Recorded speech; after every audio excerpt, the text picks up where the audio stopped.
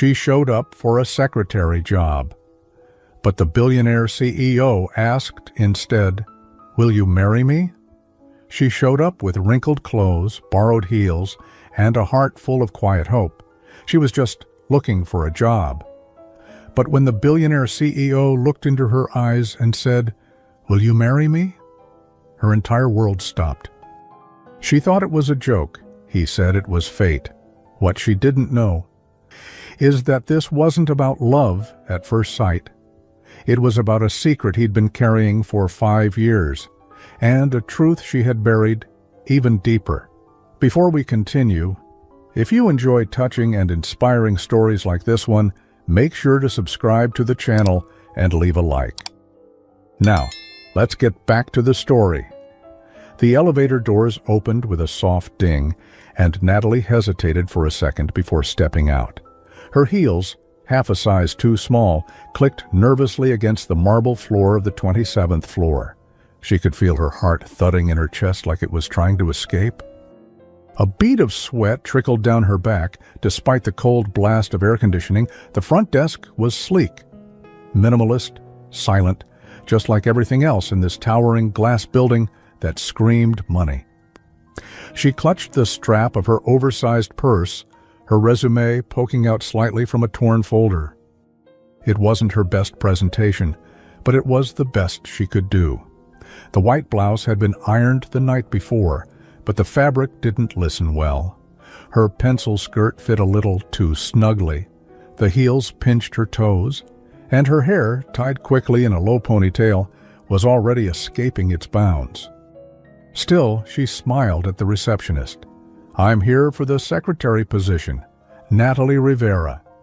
10 o'clock. The receptionist, a woman with a headset and a perfect French manicure, looked her up and down briefly, but her voice stayed professional. "Please wait a moment." Natalie nodded, shifting her weight from one foot to another, trying to hide the discomfort in her shoes. She glanced around the floor. Polished walls, designer furniture, framed magazine covers with Nicholas West on the cover.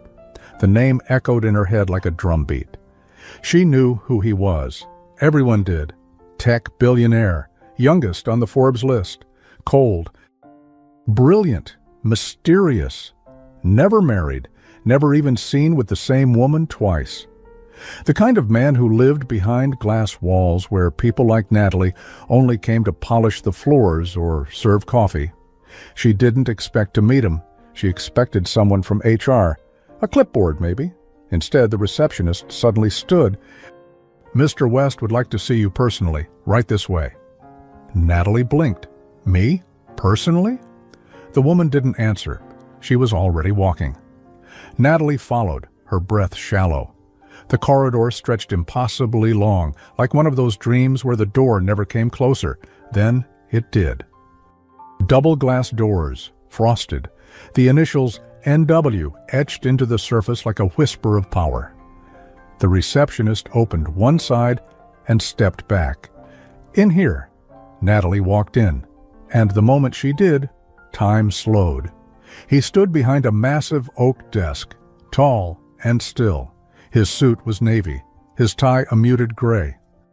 But what caught her off guard wasn't the wealth. It was the way he looked at her, like he knew her, like he had been waiting. Nicholas West. The same intense blue eyes she had seen on magazine covers, now staring straight into hers. Except this wasn't a photo shoot, and this wasn't scripted. She tried to smile, but her mouth went dry. "Hi, I'm Natalie, for the secretary position." There was a pause. He didn't speak. He just tilted his head slightly and whispered something to the assistant standing beside him. The assistant's eyes widened. Nicholas took one slow step around his desk. His gaze never left hers. Never. Then, softly but clearly, he said, "Will you marry me?" Then, softly but clearly, he said, "Will you marry me?"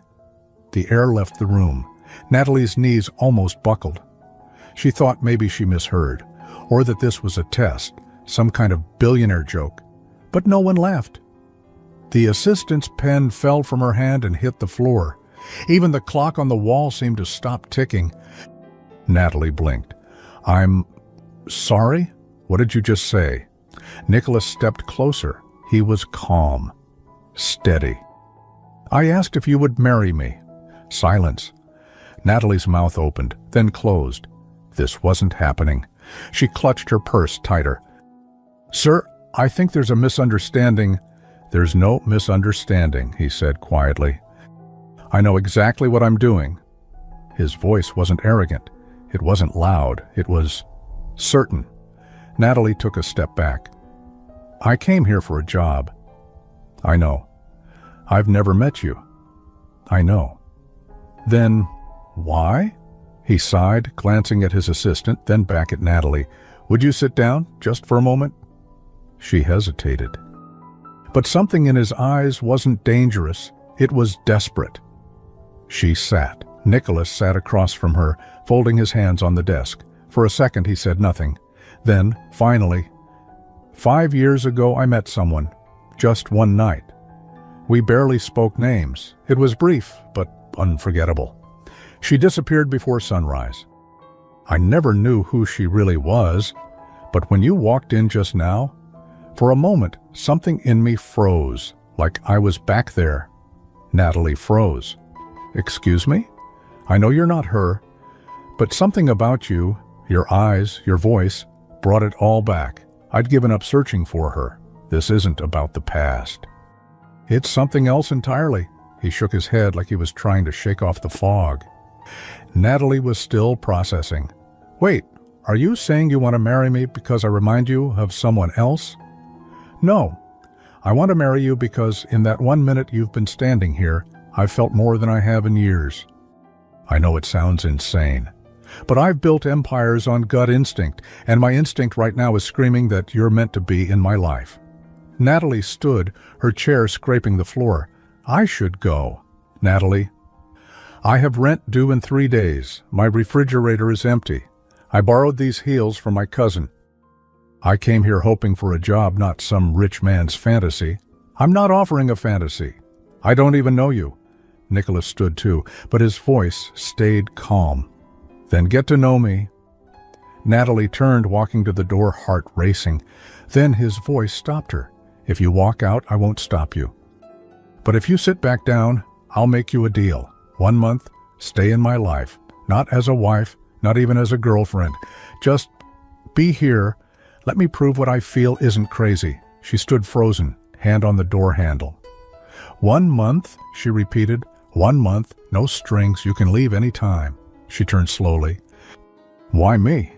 He didn't smile. He just whispered, I don't know, but everything in me is telling me you're the one. The room felt like it was holding its breath, and Natalie didn't know why her hand dropped from the door. Natalie sat back down, slowly, like her body moved before her brain could catch up. Her heart was still pounding, her fingers trembled slightly in her lap. Nicholas didn't speak at first. He gave her space, just watching her with that same unreadable look. There was no smirk, no smug satisfaction, just something quieter, like relief. Thank you, he said gently. She shook her head. I haven't agreed to anything. I know, but you didn't leave. That's a start. Natalie exhaled and rubbed her temples. Okay, let's just pretend for a second that this isn't totally insane. What exactly do you want from me? Nicholas leaned forward, resting his elbows on the desk. I want you to spend 1 month with me. We get to know each other. Publicly, yes. People will assume things, but privately, you'll have your space. No pressure, no expectations, just time. Time for what? She asked. To see if what I feel is real, or if I'm just chasing a ghost. Natalie looked down at her lap. And at the end of the month, you walk away. Or you don't. He shrugged. But it's your choice. Her head was spinning. She looked up. Why not just find the woman from 5 years ago? Nicholas hesitated for the first time. Because I only knew her first name. Emma, no last name, no number. She disappeared before sunrise. I searched for months. Nothing. And then I gave up. He paused, eyes lowering briefly. But I never stopped thinking about her. Natalie swallowed hard. This wasn't what she expected from a billionaire. She expected arrogance, maybe, coldness. But what she saw in Nicholas now was something else. Loneliness. "You still think I might be her?" she asked.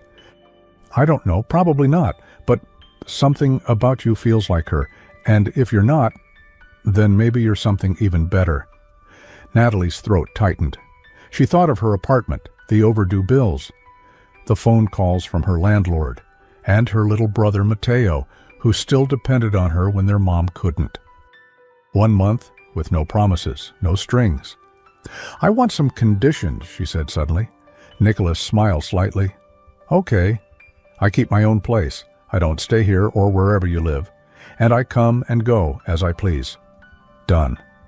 And I want this in writing, a contract. Nothing romantic unless I say so. No media stunts." Nicholas nodded. "You'll have it this afternoon. My lawyers will make it airtight." Natalie stood smoothing her skirt. "This doesn't mean I trust you. I'm not asking you to. Just don't run." She didn't answer. She turned and walked to the door.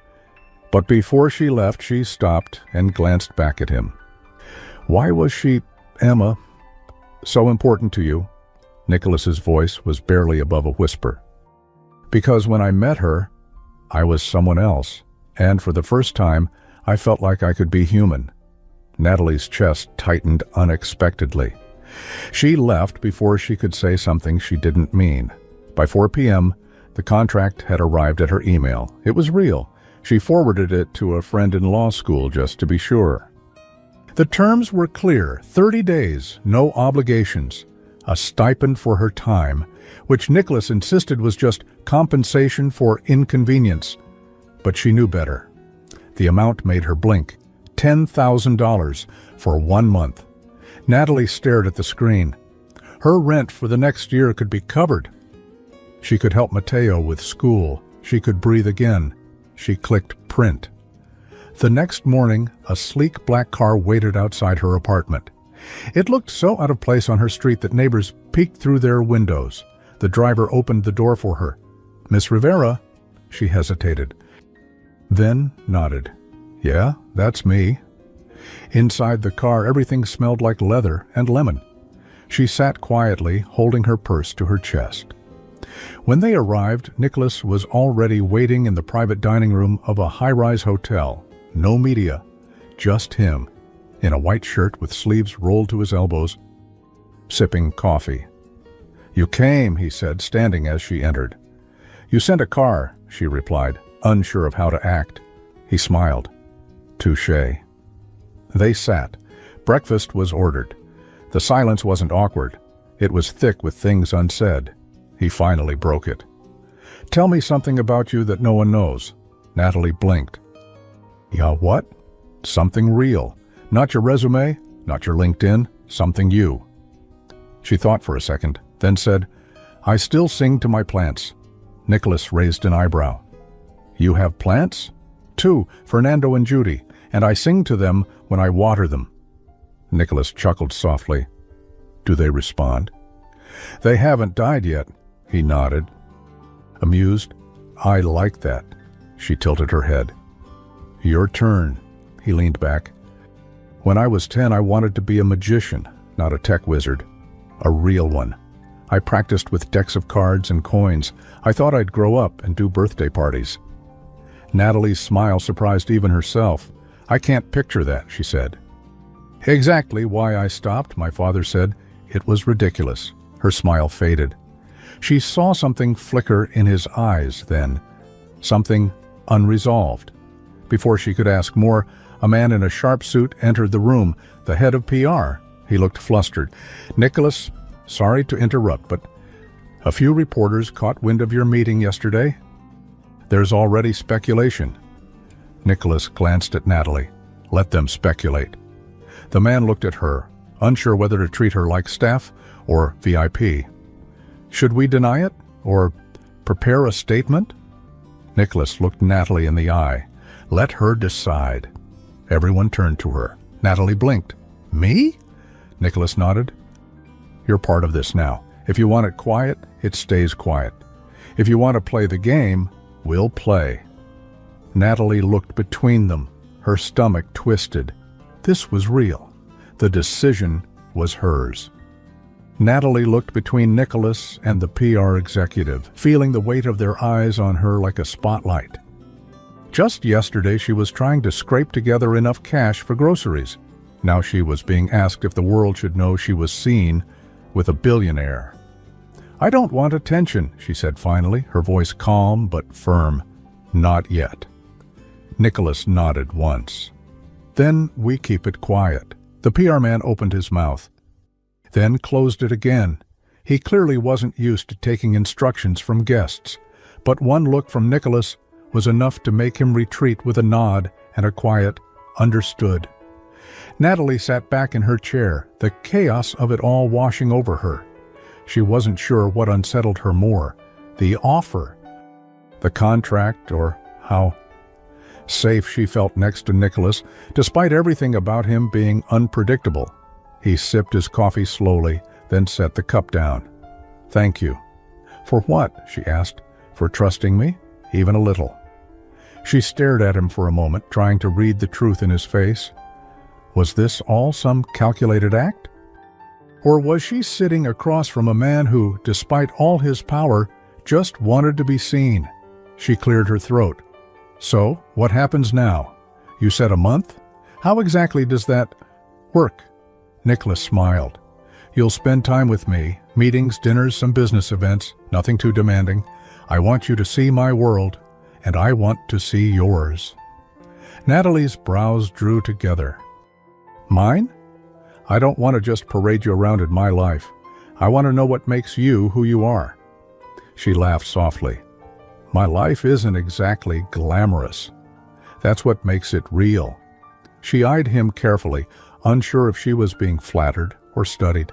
"So, you just want me to hang around and be your mystery date for the month?" "Only if you want to. I'm not asking you to perform. Just be present." Natalie crossed her arms. "And your team's okay with this arrangement?" He tilted his head, amused. "My team will do what I say." "Must be nice," she muttered under her breath. He grinned. "It's overrated." That afternoon, Nicholas sent her a schedule, not of obligations, but suggestions. 1 business gala, a team dinner, 2 charity functions. Nothing invasive, nothing too fast. Her name wasn't even mentioned publicly. Not yet. But by the next day, her phone buzzed. Unknown number. "You're the girl, aren't you? The one from the tower." Natalie stared at the message. Her fingers trembling slightly. She hadn't told anyone yet. Only her roommate, Carla. And Carla didn't know anyone at West Tech. The message came again. "Why you?" She blocked the number immediately, heart racing. Her stomach sank with the realization someone had seen her, and they weren't happy about it. Nicholas noticed the tension in her shoulders the next morning when she joined him at a small cafe near the West Tech building. "You okay?" he asked as she stirred her tea. She hesitated, then said, "Someone messaged me. About you. About this." His jaw tightened. "What did they say?" "Just a question." "Oh, why me?" Nicholas leaned forward. "Do you want me to have it traced?" Natalie blinked. "You can do that?" "I can do anything, but only if you want me to." She stared into her cup, then shook her head. "No, I'll just ignore it. You don't have to." She looked up at him. "I know, but I want to." He studied her for a moment, then nodded. "Okay." There was something about the way he looked at her, not like a man used to being in control, but like someone learning what not being in control felt like. And maybe for the first time, he didn't mind it. That weekend, he invited her to the first official event, a tech fundraiser at a rooftop hotel in Midtown. Natalie stood in front of her tiny closet for almost an hour, trying to figure out what to wear. Nothing fit the scene she imagined. Pearls, glass walls, champagne, and whispers. Carla tossed a silky dark blue dress on her bed. "Wear this. It's simple, elegant, and you don't look like you're trying too hard." Natalie frowned. Where did this come from? My cousin, she wore it to prom. You'll look great. Natalie slipped into it. It fit like it was meant for her. Nicholas waited for her in the lobby of the hotel, wearing a sleek black suit. But when he saw her step out of the car, his expression shifted. Not in a dramatic, Hollywood kind of way, just quiet awe. "You look beautiful," he said softly. Natalie looked down at her shoes. "Thanks, it's borrowed," he smiled. "Doesn't matter, you still made it yours." The way he said it made her feel warm and a little nervous. Inside, the room buzzed with conversation and soft jazz. Waiters moved like shadows, offering tiny plates with expensive-sounding names. People turned when Nicholas entered, heads nodding, smiles growing wider, hands extending in greeting. Natalie followed quietly beside him, like a shadow, but she didn't go unnoticed. A tall woman with perfect blonde curls and a blood-red dress slid over like she was skating. She barely looked at Natalie. "Nicholas, I heard the rumors were true."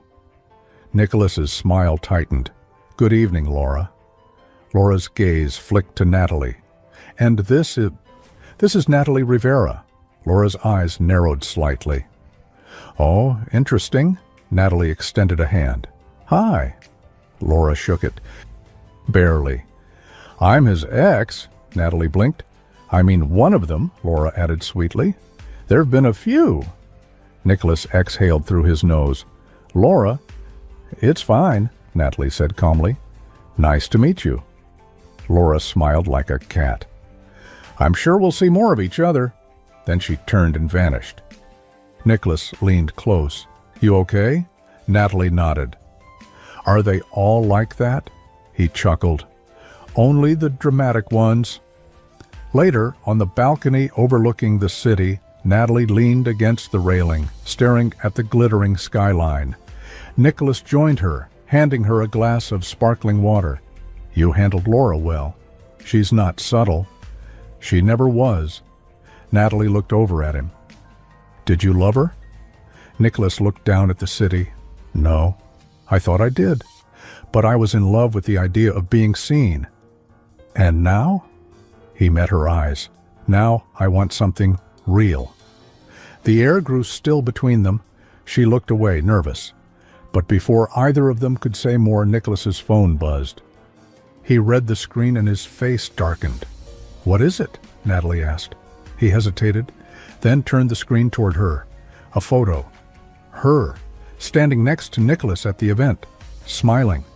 Posted anonymously. Caption, "Who is she?" Natalie's stomach dropped. The secret was out. The photo was already spreading.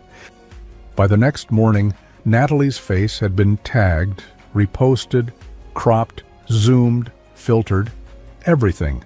There were articles without facts, blogs speculating wildly, anonymous accounts asking, "Who is she?" while others claimed to have known her for years.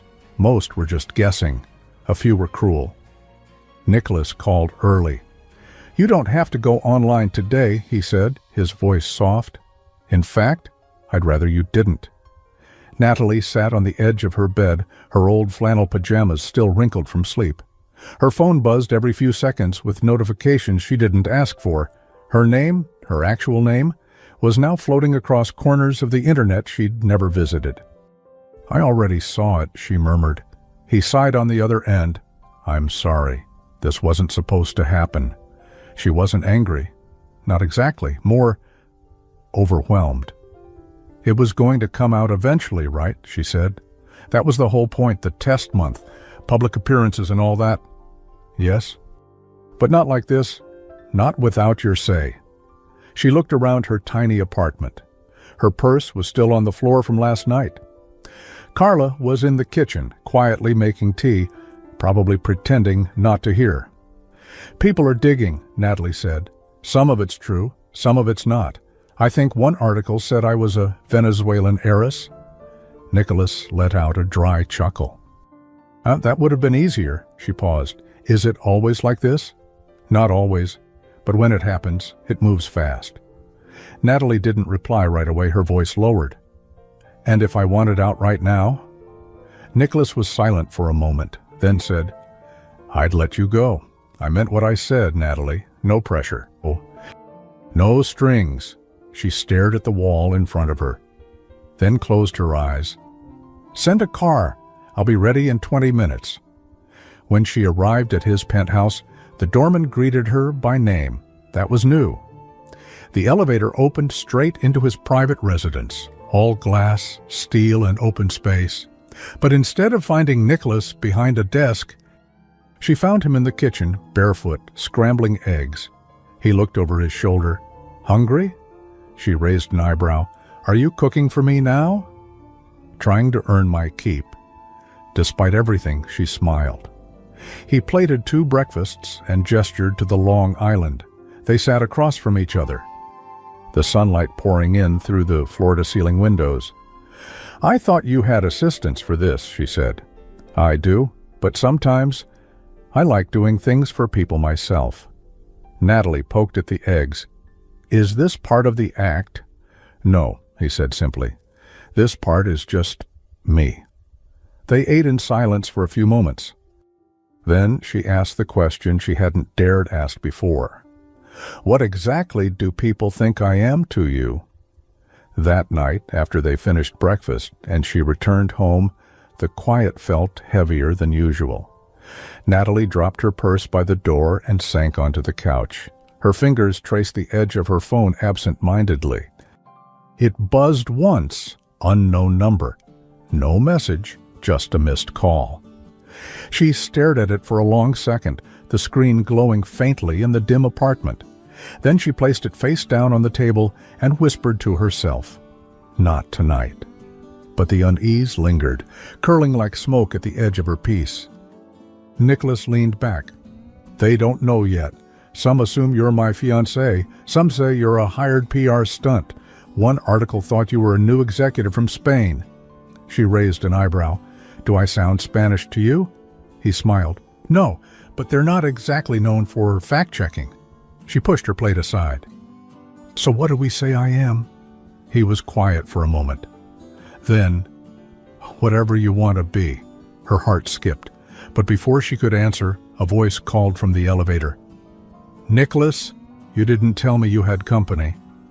Natalie turned. A tall woman in her mid-60s walked in, elegant, commanding, with short silver hair and a firm step. Nicholas stood. "Mother, this is Natalie." Natalie stood quickly, brushing her hands on her skirt. "Hi, it's nice to meet you."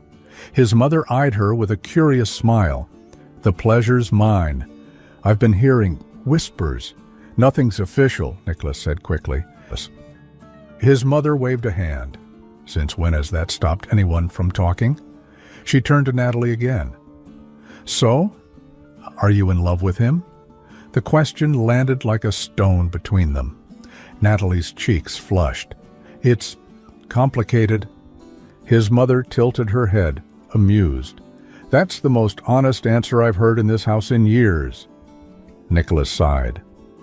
"Mom, I like her," she said, cutting him off. "She's real. The others all came wearing diamonds and false intentions." Natalie glanced at Nicholas. "The others?" His mother chuckled. "Oh, you'd be surprised how many women suddenly want to save a lonely billionaire." Natalie forced a polite smile, but the words clung to her ribs like thorns. After his mother left, she turned to Nicholas. "Is that what she thinks I am, too? One of the others?" "No," he said firmly. "You didn't chase me. I chased you." She held his gaze. He looked down. "But she's right about one thing." "What's that?" "I've had a long line of people pretending they care about me. Most wanted the power, the name, or the access." "And me?" she asked softly. "You wanted a job," he said with a faint smile, "and you never hid that. It made you the most honest person I've met in years." The truth in his voice made her chest tighten. "I still want a job," she said, though her voice shook. "Then I'll give you one," he said. "But not because I pity you, because you're brilliant. I've read your file, Natalie. You weren't just another name on a list. You have ideas, heart. I want you on my team, not in my arms, unless you want to be there." She looked away, caught between emotion and uncertainty. And then from across the room, his phone buzzed. Nicholas frowned, picking it up. His jaw tightened. "What is it?" Natalie asked. He showed her the screen, a video, her, leaving the hotel from the gala, getting into Nicholas's car, alone, smiling, and in the background, Laura, filming it. The caption was clear. "She's not who he thinks she is." Natalie's heart sank. Why is she doing this? Nicholas's eyes darkened. Because Laura doesn't lose. Nicholas stared at the video for a long moment before locking the screen and setting his phone down like it had personally betrayed him. Natalie could feel the tension rolling off him. He wasn't loud, he wasn't pacing or shouting, but the silence he carried, it was heavy. "She's trying to sabotage you," Natalie said carefully. "No," Nicholas replied without looking at her. "She's trying to sabotage us." Natalie blinked. "There is no us." He looked up. "Not yet," he said, "but she thinks there could be. And she'll do whatever it takes to make sure it doesn't happen." Natalie crossed her arms, suddenly feeling very small in the middle of all this. "I didn't sign up for a war with your exes." "I know." "She's posting about me, filming me. I didn't even notice her." "She's done it before," he said. "To someone else.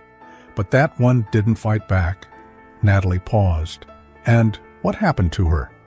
Nicholas's jaw clenched. "She disappeared, changed her number, left the country." Natalie stared.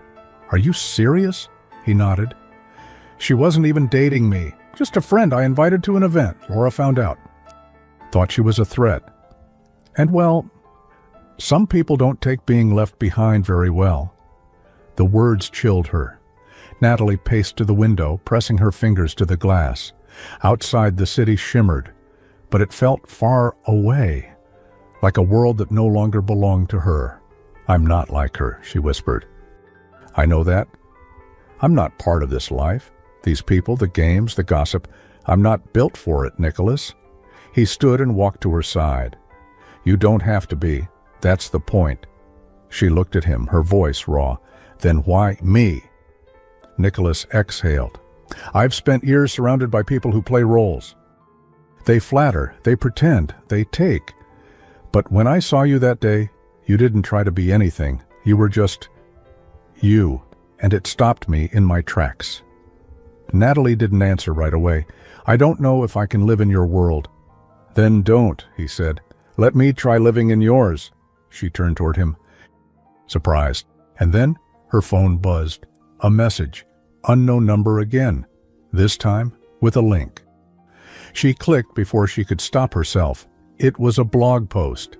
Title: Natalie Rivera, Secrets Behind the Smile. A photo from her college days. Another one from her high school Facebook account she hadn't touched in years. A screenshot of her apartment building. Even one of her younger brother, Matteo. Natalie's breath caught. "Oh my God," she whispered. "They found Matteo." Nicholas looked over her shoulder and immediately took the phone. "Give me 5 minutes," he said.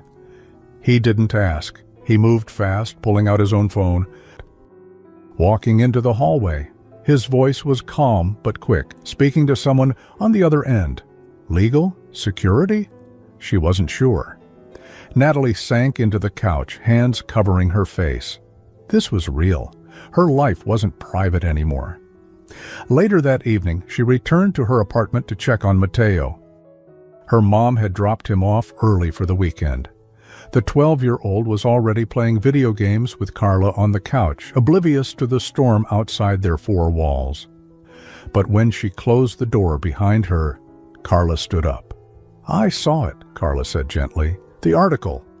Natalie nodded slowly. "They're coming for everything." Carla bit her lip. "You okay?" "No." "Do you regret saying yes?" Natalie hesitated. Then, finally, "I don't know yet." She walked into the kitchen, poured a glass of water, and stood still, staring at nothing. "I don't want Matteo dragged into this," she said. He didn't ask for any of it." Carla stepped closer. "They're only doing this because they know he cares about you." "I'm not with him," Natalie said suddenly. "Nicholas, I'm just..." a question mark in his world. Carla looked at her. You like him, though? Natalie's voice faltered.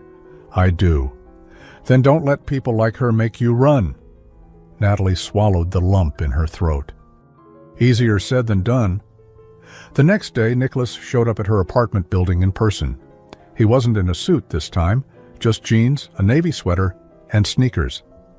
I had my team pull down the article, he said without greeting. The blogger was paid, and not by me. Let me guess, Natalie muttered. Laura, he nodded. Probably. But she used a fake account, so we're still tracing it. They stood quietly in the hallway, her apartment door still half open behind her. Is Mateo okay? He asked gently. Yeah, he doesn't know yet. I'll tell him if it gets worse. I'll make sure it doesn't. She crossed her arms. You keep saying that, but you can't control what people do. No, he said, but I can control how we fight back. Natalie met his eyes. So what's your plan? Nicholas paused. Make this real.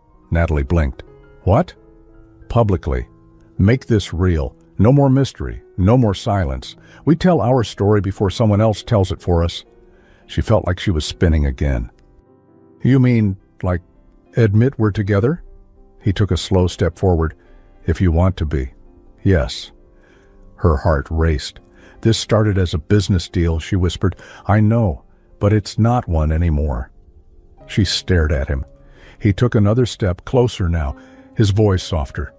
Natalie, if you're scared, I'll slow down.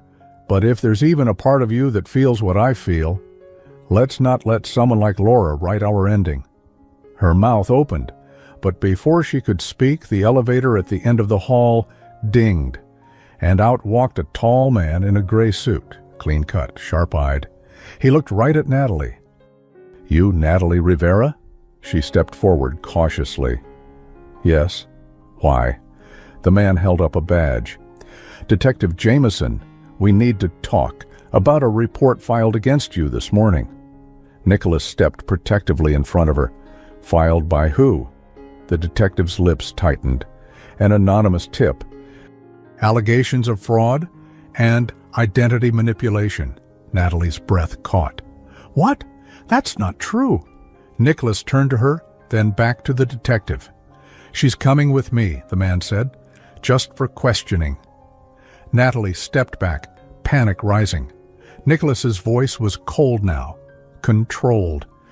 She's not going anywhere without a lawyer. Jameson held up a hand. She's not under arrest. This is just questioning. But I have an official tip from an internal source with documents attached. Enough to raise suspicion. If she refuses, we'll escalate with a warrant request. Nicholas narrowed his eyes. Internal source? Jameson hesitated. Anonymous, but high level, powerful. Someone who doesn't want this buried. He glanced at Nicholas, then added, Word is, she used to be involved with one of your board members. That might explain the access. Natalie's blood went cold. She already knew who it was. The hallway spun. Carla appeared in the doorway, eyes wide. Nicholas looked at Natalie. Do you trust me? She nodded, barely. Then let's fight this, together. The interrogation room was smaller than Natalie expected. Not dark or cold like in the movies, just clinical. Gray walls, flickering overhead light, and a table with metal legs that rattled if you touched it the wrong way.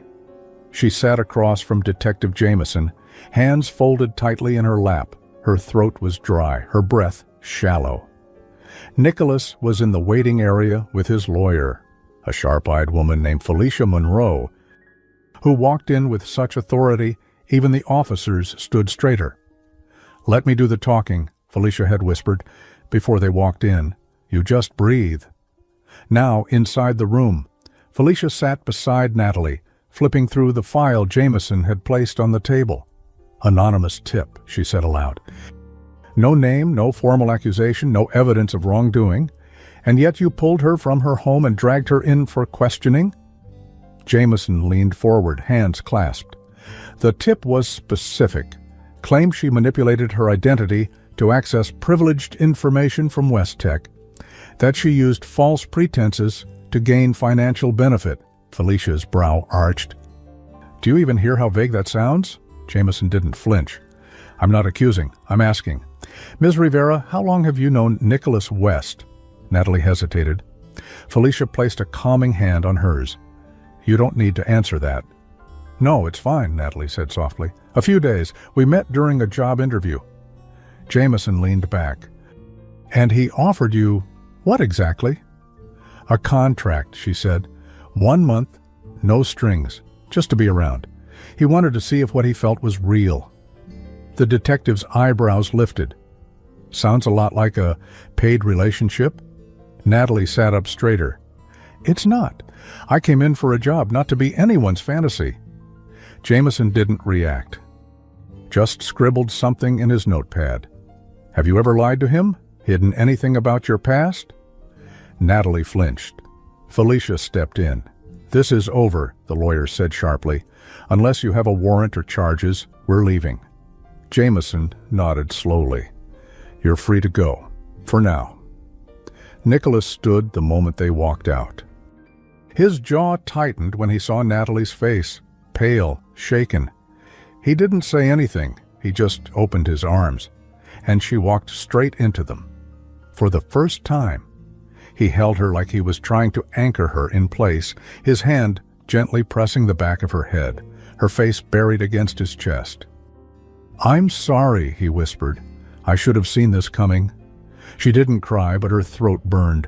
They think I'm scamming you. They can think whatever they want, he said. But I know the truth. She pulled back slightly. Do you? He met her eyes, serious now. I do.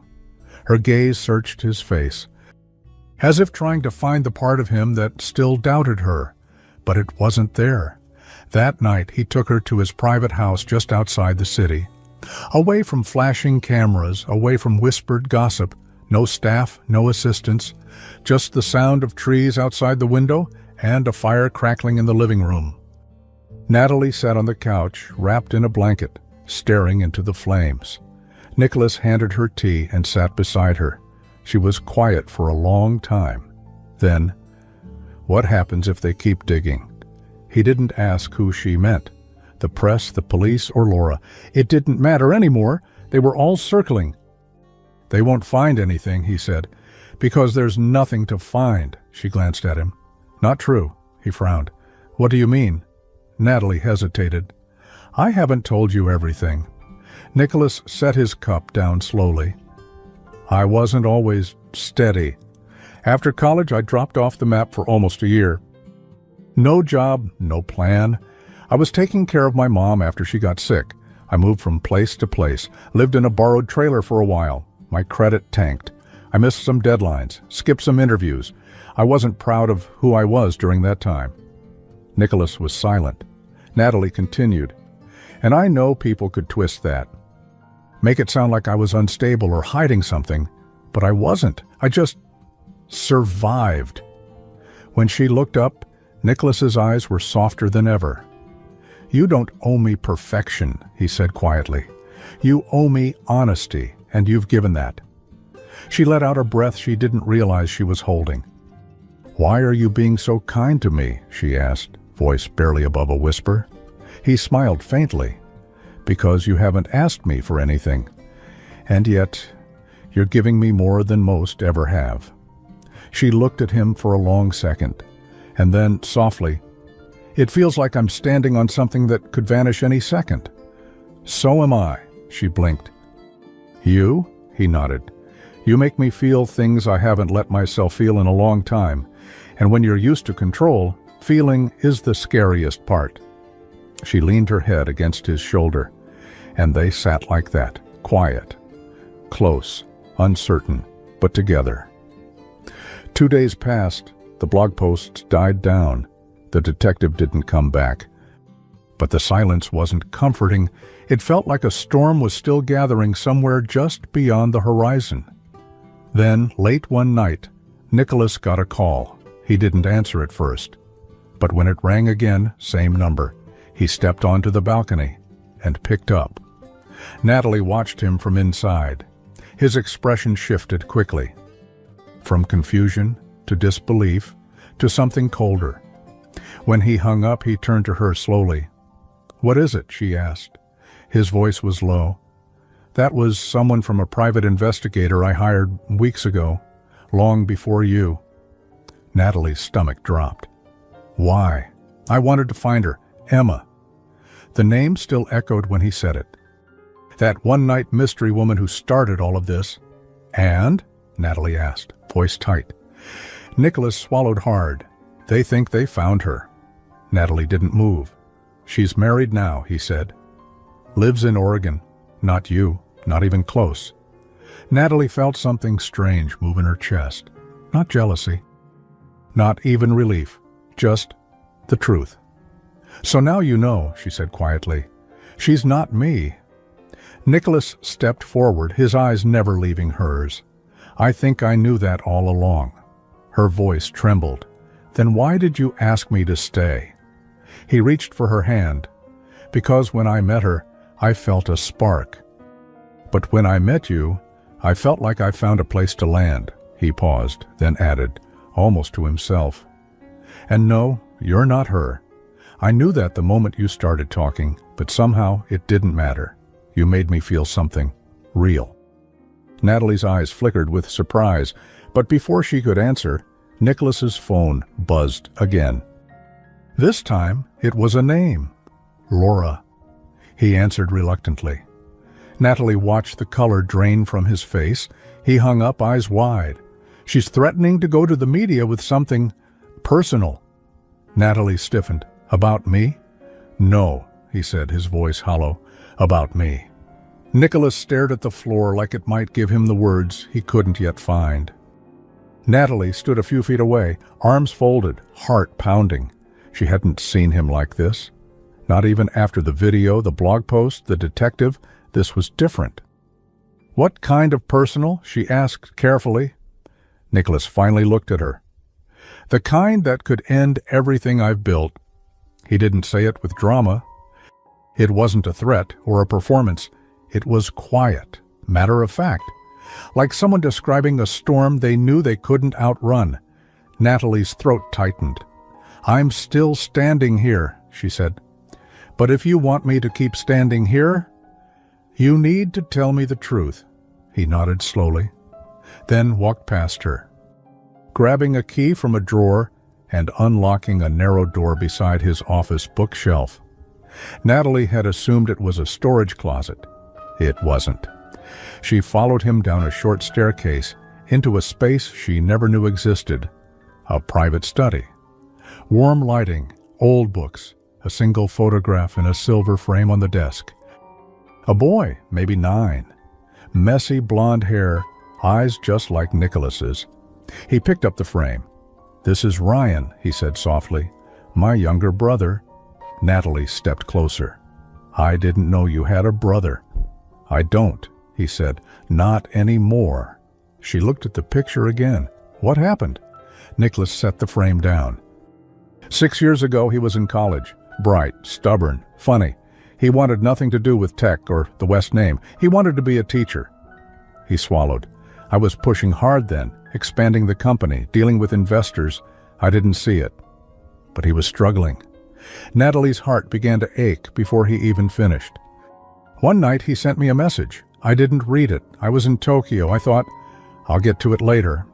A week later, he was gone. Silence. Nicholas's voice was barely a whisper now. "It wasn't an accident. He left a letter. Told me he felt invisible. That the world I lived in, the speed, the pressure, the image, didn't leave space for him." Natalie didn't know what to say. Her chest burned. "I never forgave myself," he said. "And the media never knew. We paid to keep it quiet. Ryan didn't want to be famous, so we buried his story with him."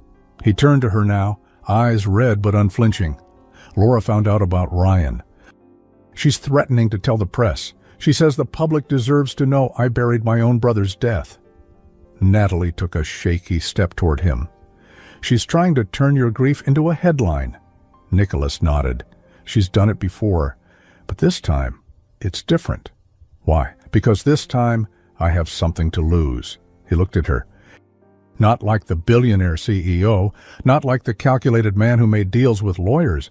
Just Nicholas, a broken older brother, a man who still carried guilt in his bones. "You think if people find out, they'll hate you?" Natalie asked softly. "I don't care if they hate me," he said. "I care if you do." Her breath caught. "I don't," she whispered. "I never could." He stepped forward, hesitant. "Even if I pulled you into this without telling you everything?" "You told me what mattered," she said, "when it mattered most." She reached for his hand. He didn't pull away. They stood in silence for a moment, just breathing. Just being. The tension didn't disappear, but something shifted. The ground between them had finally leveled. The next day, Nicholas called a press conference. Natalie didn't ask him to. He made the decision on his own, not to protect the company, not to silence Laura, but to take back the story before someone else twisted it. He stood in front of a dozen cameras, reporters buzzing like flies, waiting for a scandal.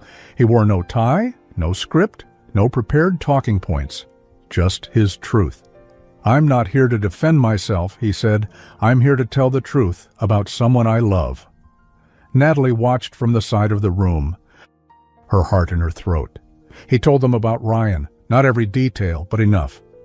Enough to make the room fall silent, enough to turn pens into stillness, enough to shift the narrative from mystery to human. And then, near the end, he said something that made her breath catch. "I built this company from the ground up, but the one thing I never built was a life. Not until recently." He paused. "There's someone in my life now, someone who reminded me that connection matters more than control, that kindness is more powerful than image." The reporters leaned in. He didn't name her. He didn't have to.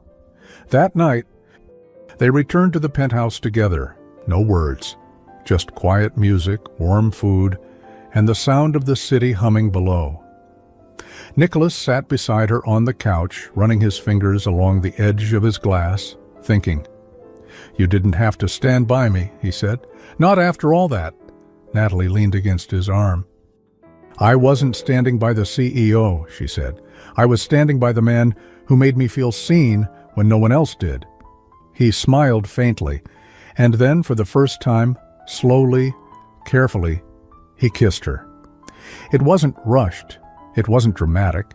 It was real, honest, like the first page of something neither of them had dared write before.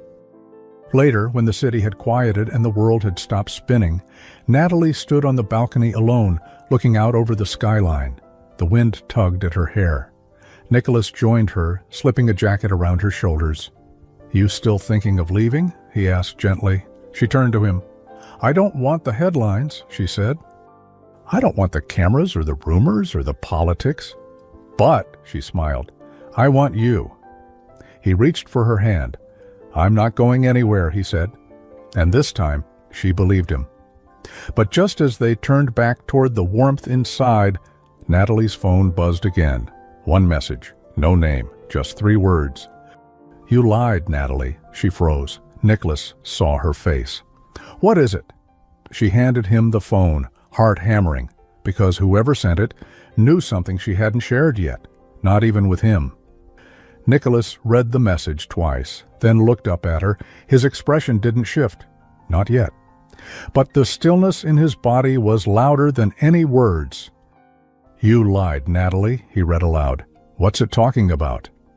Natalie's mouth opened, but the words didn't come.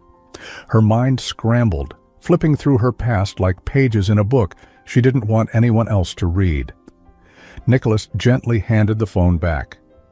"Is there something I should know?" She swallowed hard. "There's something I didn't tell you," she said, voice low, "but I didn't think it mattered." Nicholas didn't press. He waited, and that made it harder. She walked back into the living room, trying to breathe. "When I said I had no connection to you, that wasn't entirely true," she admitted. "Not in the way you thought." "But still," he followed slowly. "Go on." Natalie sat on the edge of the couch, hands shaking slightly in her lap. "It was 5 years ago," she said. "I was 22, just out of college, broke, scared. I needed something, anything, to believe in." She looked up. I saw you speak at a university seminar. You were a guest speaker. Everyone else asked questions about coding, business models, market strategies, but I asked you about loneliness." Nicholas blinked. "That was you?" She nodded. "That wasn't the same night as her. I know that. But still, that moment changed something in me. You said something that stuck with me. You said, 'No one at the top is ever as strong as they look. They're just the ones who hide it best.'" His mouth parted slightly, like he was chasing a memory just out of reach. "You wore a red scarf," he said quietly. Natalie looked up in surprise. "How do you remember that?" "I don't forget people who ask real questions," he said. "Especially not ones like that." Her throat tightened. "I never approached you after. I left before the crowd could even thin out. But from that moment, I started following your work, quietly, just watching from a distance. You were this symbol, I guess, of what was possible, of what strength could look like." She paused. "And when my mom got sick, when things got bad, I used your interviews like oxygen. I know it sounds silly, but hearing your voice made me feel like things might get better." Nicholas sat down beside her, stunned. "So when I walked into that interview, I knew who you were. I just didn't think it counted as lying." He was quiet for a long time. Finally, he said, "That wasn't lying. That was surviving." "But I let you believe I was a complete stranger," she whispered. "And when you asked if I was the girl from 5 years ago, Emma, for a second, I wanted it to be true. I wanted to be that girl, even if just to mean something to someone like you." Nicholas stared at her. His voice was gentle. "You already did." Natalie looked up sharply. He continued, "That girl I met that night? She vanished, left without a trace. She made me feel, but she didn't stay." He touched her hand. "You stayed." Tears pricked the corners of Natalie's eyes.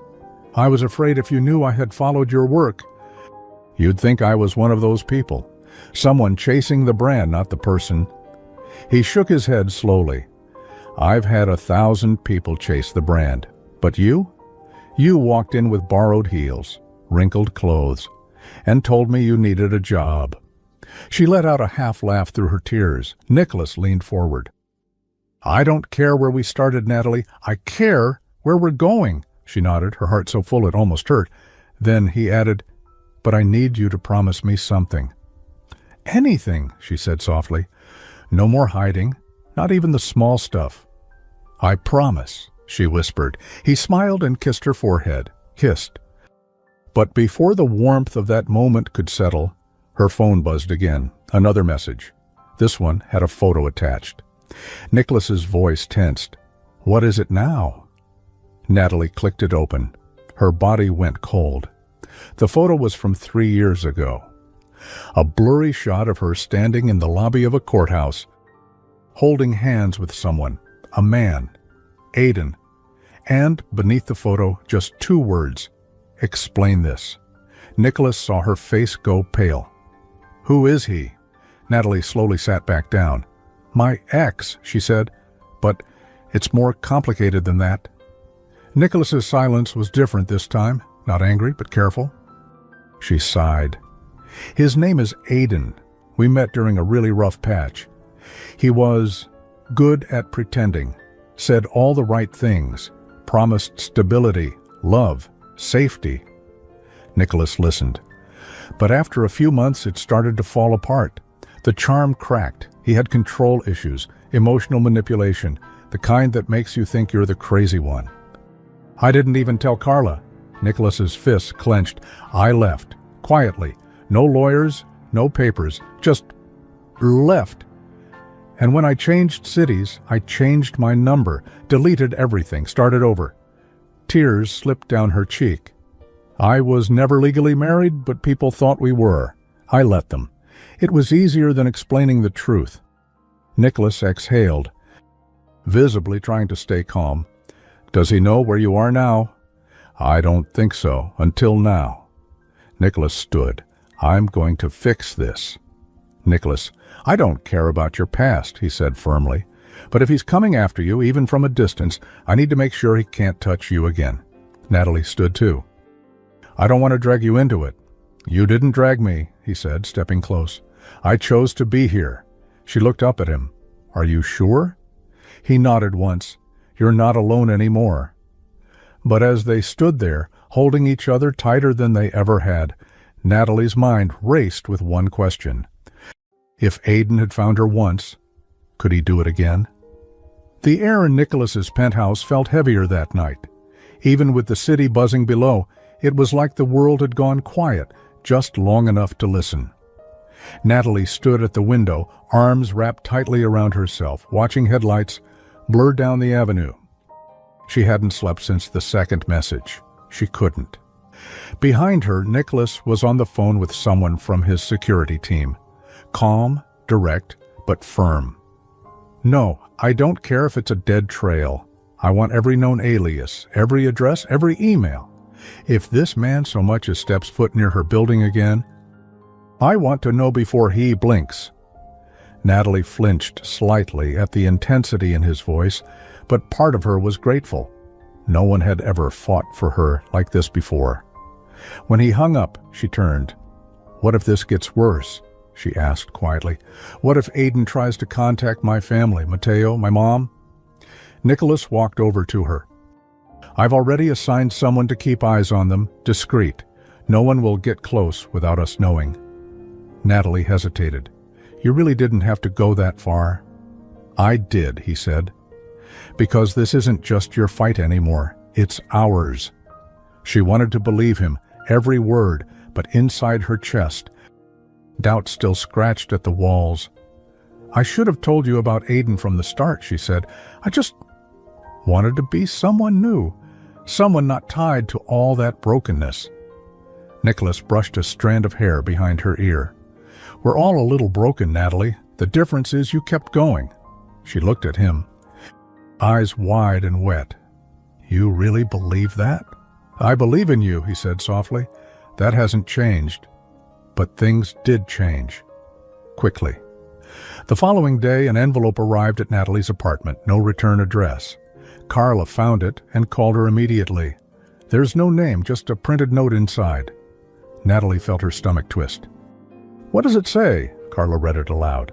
You don't deserve him. You don't deserve peace. You know what you did. Natalie sat down, her knees weak.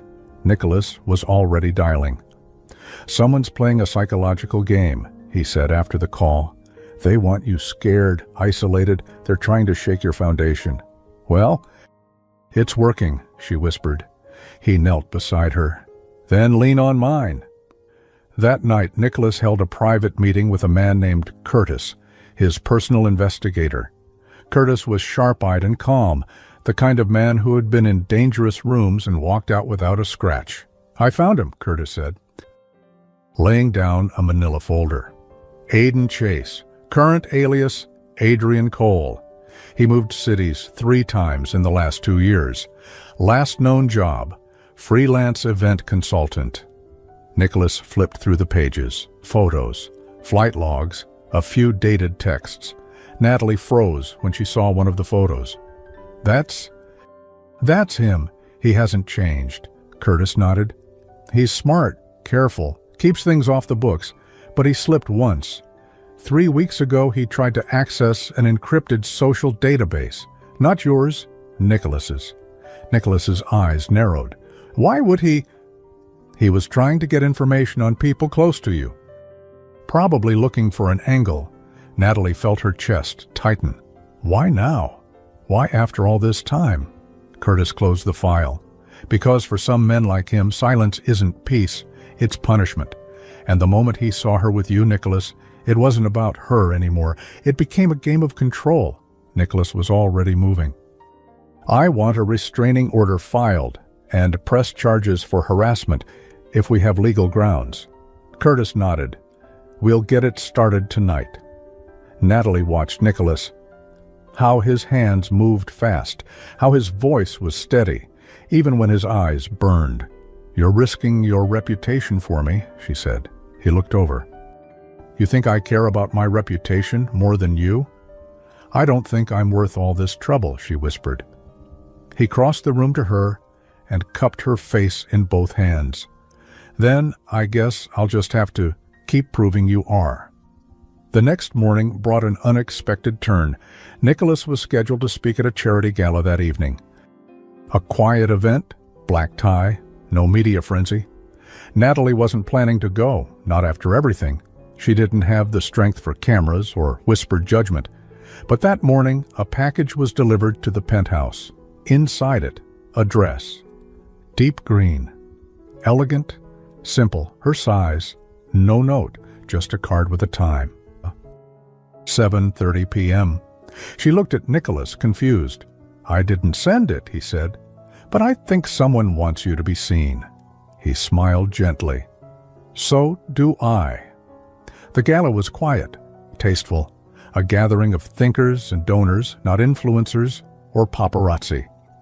But as soon as Natalie entered the room on Nicholas's arm, heads turned, some whispered, some smiled politely, some judged silently. But she kept walking by his side. He introduced her to no one as his secretary or his friend. He said her name with calm, certain pride, and every time someone tried to corner him privately, he looped back to her. He wanted the world to see her, just as she was. But just when things felt steady again, Natalie stepped away to freshen up and found something slipped under the door of the women's lounge. Another note, this one, handwritten. "Tell him what you did, or I will." No name, just the same signature at the bottom, AC. Her stomach dropped. She gripped the sink, breath shaking. Nicholas had accepted her truth, her past, even her silence. But she had one more secret. One she hadn't said aloud to anyone, one even Carla didn't know. She stared at herself in the mirror and whispered to her reflection, "Maybe I don't deserve him." Back at the gala, Nicholas was talking with a board member when he noticed her across the room, pale, shaking, eyes locked on his. She walked straight toward him, and in a voice just loud enough for only him to hear, "I need to tell you something I should have said a long time ago." Nicholas's expression shifted instantly. He knew this wasn't small, and it wasn't over. Nicholas didn't ask her to wait. He didn't say, "Let's talk later," or "not here." When Natalie said she needed to talk, really talk, he simply reached for her hand and led her away. They moved down a long hallway behind the gala's main ballroom, away from the crystal chandeliers and polished conversation. He opened a door to a small service lounge, empty, quiet, dim. He didn't speak first. Natalie stood in the center of the room, hands trembling. She had rehearsed this moment in her mind 1,000 times. But now, staring at him, someone who had given her his trust, his protection, even his heart, every word felt heavier. "There's something I left out," she began, her voice barely above a whisper. "Something I buried because I thought I had to, not just from you, from everyone." Nicholas didn't interrupt. He didn't even blink. She looked down at her hands. 3 years ago, after I left Aiden, after I disappeared from his life, he filed something. Nicholas's brow furrowed slightly.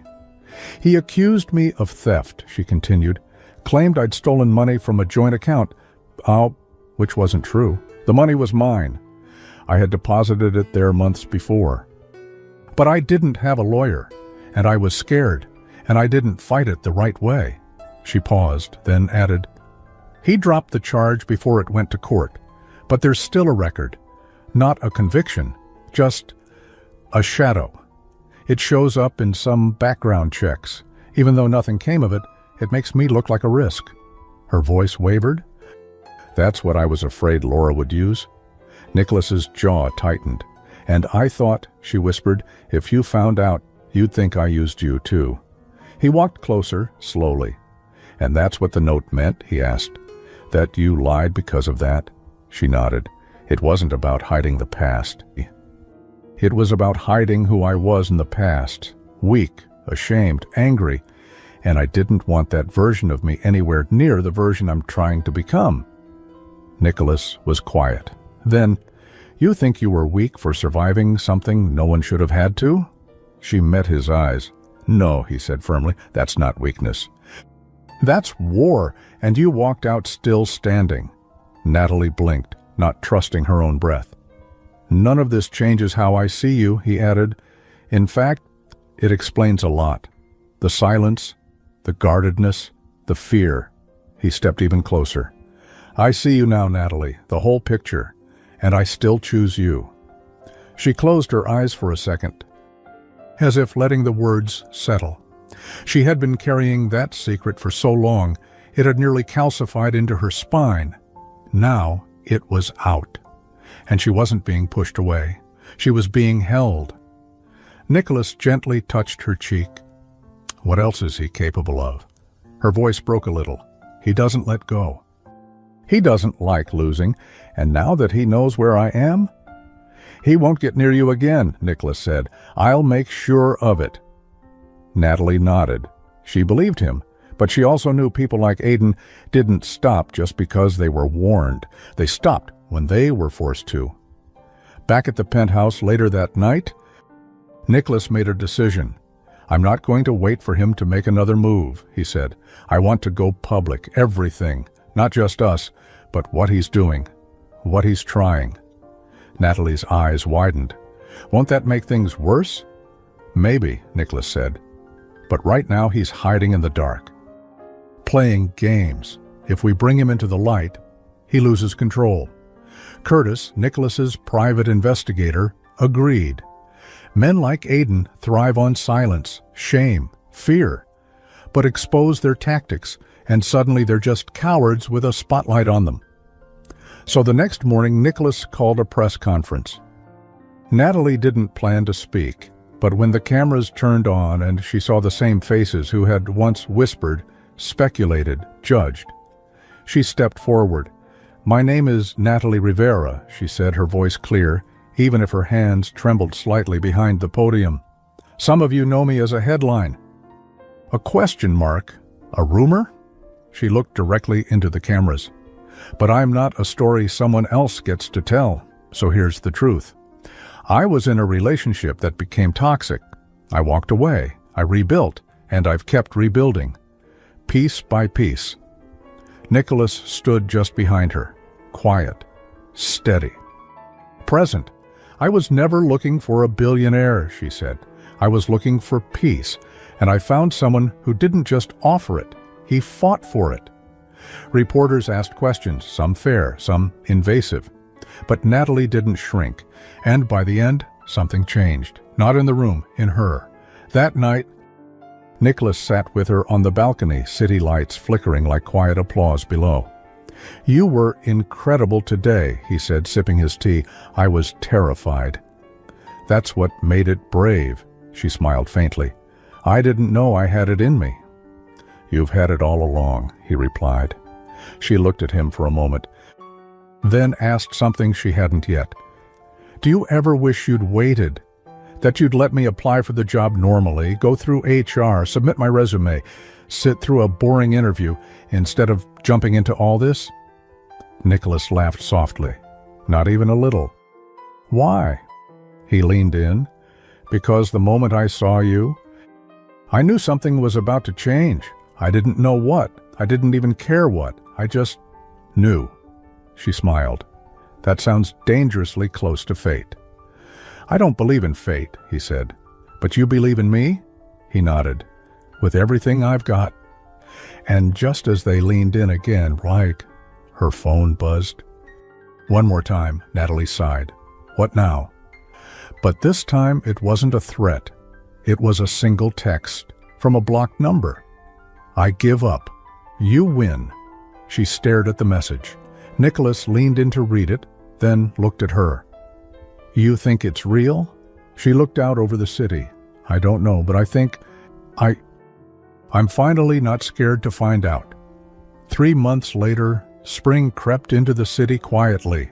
No grand announcements, no dramatic changes, just soft breezes and blooming corners that reminded everyone that life moves forward, whether you're ready or not. Natalie stood by the open window of Nicholas's kitchen. Barefoot, sipping coffee from a chipped mug, she refused to replace. It was the only thing she'd insisted on bringing from her old apartment.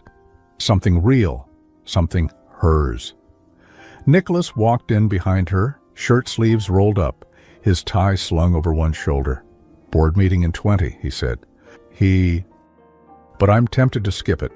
She smiled without turning around. "You say that before every board meeting." "That's because they never serve decent coffee. You own the building."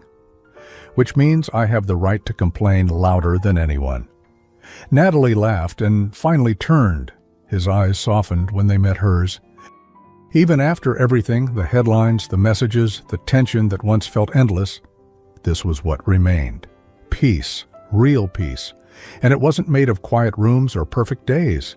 It was built from honesty, trust, and the decision to stay, even when leaving would have been easier. 2 weeks earlier, they'd received final confirmation from Curtis. Aiden had left the state. No more messages, no more threats. He had closed every account under the alias AC and disappeared. The final message had been his version of surrender. Natalie didn't reply. She didn't need to, because by then her silence wasn't fear. It was freedom.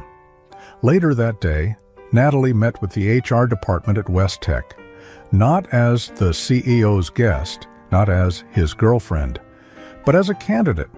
For real this time. She had spent the last few weeks preparing quietly, rereading old textbooks, studying the company inside and out. She didn't want favors. She wanted to earn her place. When the hiring director, Lila Cho, looked over her file, she raised an eyebrow. "You do realize," she said, "we've never had a romantic scandal to executive track policy." Natalie grinned. "Guess I'll be your first." Lila smiled. "Well, we have been needing someone with fresh perspective." The interview was real. The questions were tough, and when the call came the next day, offering her a project management role in the community outreach division, she cried on the bathroom floor with happiness. Not because Nicholas had given it to her, because he hadn't. She had done this one on her own, one night after a particularly long workday. Nicholas came home to find the lights dimmed and a note on the table. "Come to the rooftop." He followed the instructions, slightly confused. But the moment he stepped out into the warm evening air, he froze. Natalie stood in the center of the rooftop garden he had once built, but rarely visited. Surrounded by soft lanterns and tiny white flowers, there were no cameras, no press, no headlines, just her, and 2 mugs of cocoa. He approached, smiling. "What's all this?" "I wanted to say thank you," she said. "For what?" "For seeing me before I saw myself," he blinked. She held out one of the mugs. "You helped me believe I deserved more than survival. You gave me space to stop running." He took the cocoa and sat beside her on the wooden bench. "And you helped me stop hiding behind suits and numbers," he said. "You brought me back to life, too." She leaned against him. They sat in silence, watching the skyline glow in the distance. Then Natalie whispered, "You know, people keep asking if we're getting married." Nicholas raised an eyebrow. "Are we?" she smirked. "I don't know, but I do know this. I don't need a ring or a headline to prove what we are." He nodded, understanding. "Still," he said, "you might want to check your cocoa." She frowned. "Check my—" He pointed to the bottom of the mug, and there, taped inside, was a small silver key. She looked up, confused. Nicholas shrugged. "To the house in the Catskills, the one I never use. I had it renovated. Figured it was time to stop waiting for the perfect moment." Natalie stared at the key, then at him. "You're giving me a house." "I'm giving you a place to call home, a place where no one chases you, questions you, or breaks you, where you can write, think, grow, or just rest." She covered her mouth, tears threatening to fall. "I've never had that before." "Now you do." In the following weeks, Natalie settled into her new role. The team respected her. Not because she was with the CEO, but because she listened, worked hard, and didn't pretend to have all the answers. She started a small outreach program for women recovering from toxic relationships, her quiet way of giving back what she'd once needed. Nicholas never missed a single event. He stood quietly in the back. No cameras, no speeches, just presence. And even though their relationship stayed private, those who mattered noticed. The way he looked at her, the way she stood taller when he was near. Carla always arrived early and stayed late. Handing out flyers and fixing tangled cords, her proud smirk saying everything. They weren't playing games. They were building something real. 1 year later, on a calm Saturday morning in the Catskills, Natalie opened her laptop to write. She wasn't working on emails or resumes. She was writing her story. Not the tabloid version, not the rumors. Her truth. About strength, about fear, about love that didn't fix you, but stood beside you while you fixed yourself. Nicholas walked in with coffee and kissed her cheek. "You writing?" she smiled. "Finally." He read the title over her shoulder, The CEO's Proposal. Not a fairy tale, just a real love story.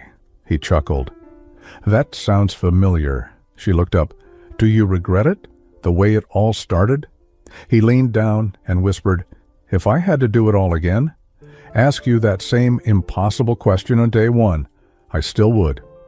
She kissed him softly, not because it was the ending, but because finally it was the beginning, the end. Now tell me, if someone offered you a second chance at love, no echo, no guarantees, just honesty, would you take it or walk away?